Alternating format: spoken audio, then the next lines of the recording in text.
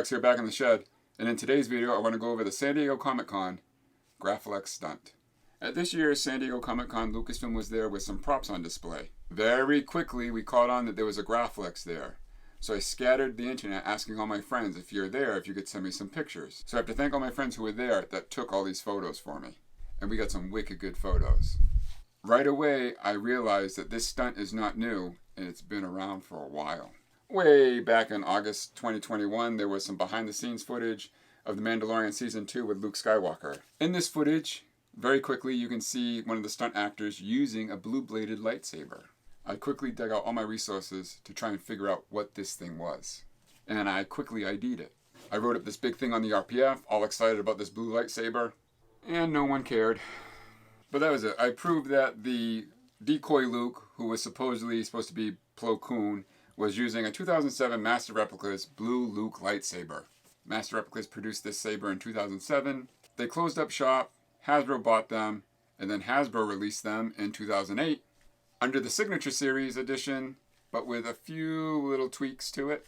And then Hasbro released them once again in 2015 under their Black Series, which looked like the 2007 Master Replicas version, but the Black Series had just a few little tells to it. As you can see, I'm wicked excited about this new lightsaber discovery. And because of that, I left out a key part of the story. So I'm going to splice that in now. We just discovered this saber today in 2025, but production had a Master Replicas Luke on set in 2021, so I have a crazy Haloax theory.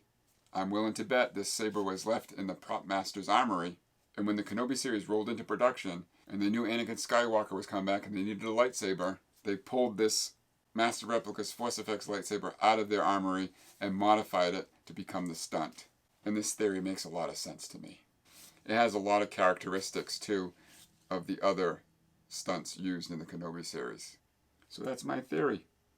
Now let's continue with the video. Lucky for me, I had this 2007 Master Replica hanging on my wall. This is it here. This was given to me by my friend Ethan. He bought this when it originally came out. This was his that he gave to me, I think for helping him move or something. He's always giving me stuff. You can see the bunny ears are missing. The grips were really sticky. You can see the chrome plating has fallen off the plastic glass eye. This is a pretty common thing with the glass eye and button. But I didn't have the bunny ears.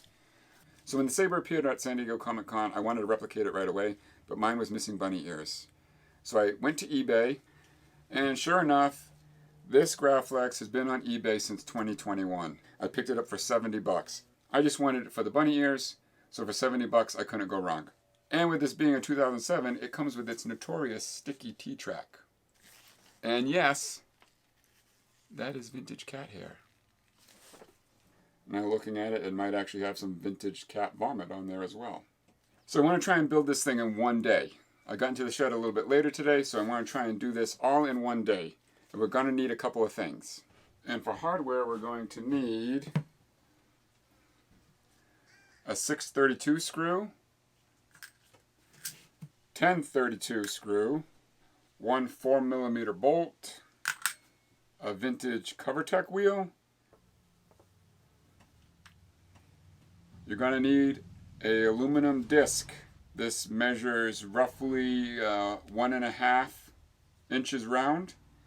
And the gauge is, again, roughly a 1.3mm or 3/64 in gauge. You're going to need a stainless tube. Right around here is where we drill for our 1032 set screw. That's what holds the stunt blade in. So to get that in the same location every time, I came up with this little pattern. So there's a way to align it, and then once you align it, it's simple. Once you align it, it will indicate exactly where you drill with that little hole there. To finish this all off, we're going to need some oil paints. The original prop on display looks to me like that's oil paint that they used. So I'm going to end up eventually sometime running out to the craft store and picking up the oil paints. So now with all that out of the way, let's start dismantling this thing and get on with this video.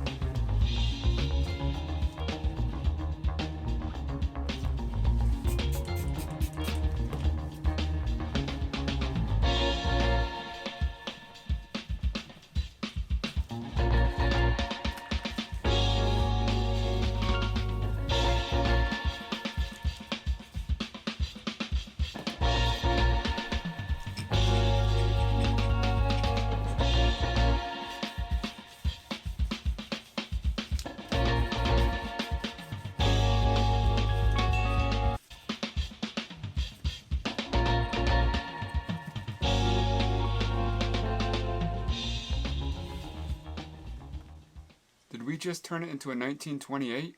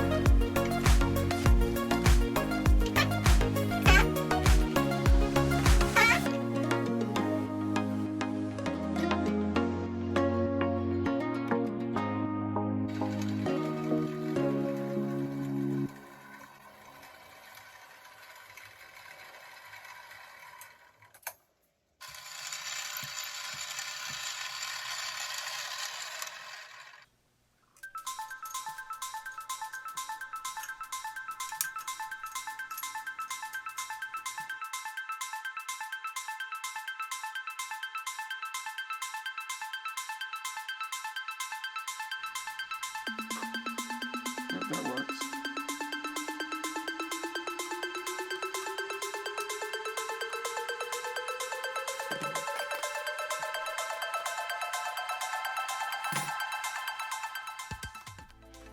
Gotta put the screw in the right orientation. Big shout out to the guys that got me these photos.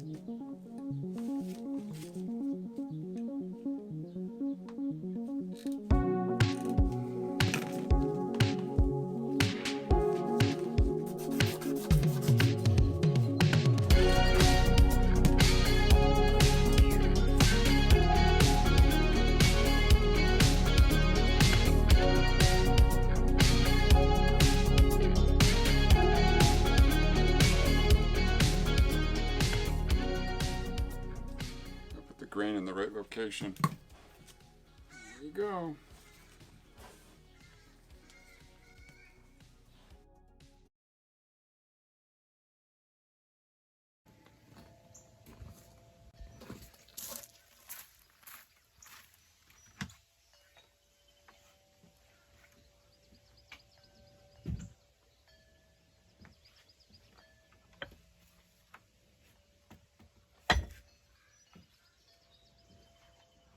So this is actually day 2. I wanted to try and do this all in one day, but there's just never enough time. My neighbors come over, they always need something. If the shed is open, my neighbors see it and they always come by for something. It's very, very hard to be left alone during the day. That's why I tend to work super early in the morning or super late at night. That's the only time I have alone time. If I wasn't bothered, I'm pretty sure I could have done this all in one day. So before we continue, I just want to make some corrections. While I was editing last night, I picked up on a few things. So I keep referring to this screw up here as a 1032 screw. That is false. This is actually an 832 set screw. This 632 grub screw should be a 1/4 inch long. You can see it barely sticking out inside the tube, so you're going to want to make sure it's a 632 about 1/4 inch long. I just wanted to make those 2 corrections because while I was editing last night, I keep repeating those numbers and they're wrong. So just a quick recap, everything's together, glued on, all the screws are in the right location, the stainless steel tube's installed. So today we're going to do the weathering and finish this up.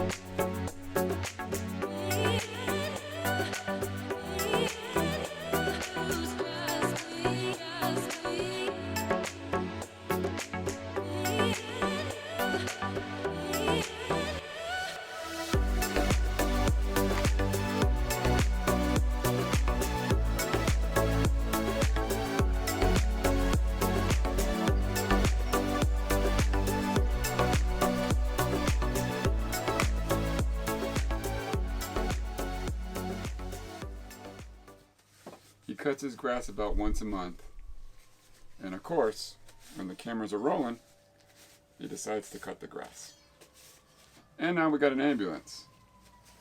It just gets better and better. So that is the masked replica stunt. Over on my Patreon, I have the same exact video, which goes into a little bit more detail. I share a little bit more information. It gets a little personal with me swearing at my neighbors, stuff like that. Over on my Patreon, I just don't have this video, but I have a ton of other videos going over weathering. It also gives you one-on-one direct messaging with me, where your questions are answered first. And every Friday night, I live stream with my Cantina crew on my private Discord server. I wicked appreciate your consideration in joining my community. Thank you. Now with all that e-begging out of the way, I'm going to take this, put it over there, let it sit for about 2 weeks, and then bring it into the house, put it on display. We're going to need about 2 weeks for these oils to dry. And remember, every time you touch this, you're not just spreading the oil, but you're ruining your finish. So be careful where you pick it up. I think that's going to cover everything. With all that said, I want to thank you all for watching. Keep an eye out for the next video, and most importantly, be kind to one another. This is Haloax, out.